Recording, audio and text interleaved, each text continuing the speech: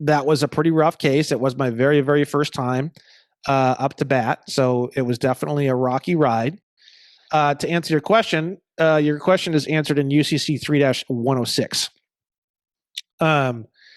A promise or order is unconditional unless it states an express condition to payment, that the promise or order is subject to or governed by another record, or that rights or obligations with respect to the promise or order are stated in another record.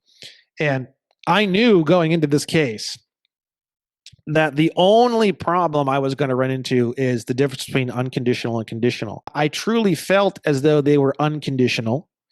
But then after reading this judgment, I decided to change my mindset on it, and I started to review UCC 3 in greater detail.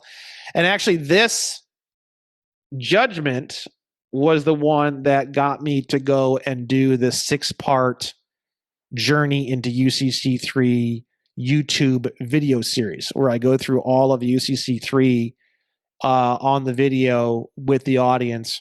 This judgment is the judgment that basically motivated me to go and do those videos, because I wasn't sure. I was pretty sure they were unconditional promises to pay when I went into this case, but then after I read this order, I kind of realized they weren't unconditional orders to pay.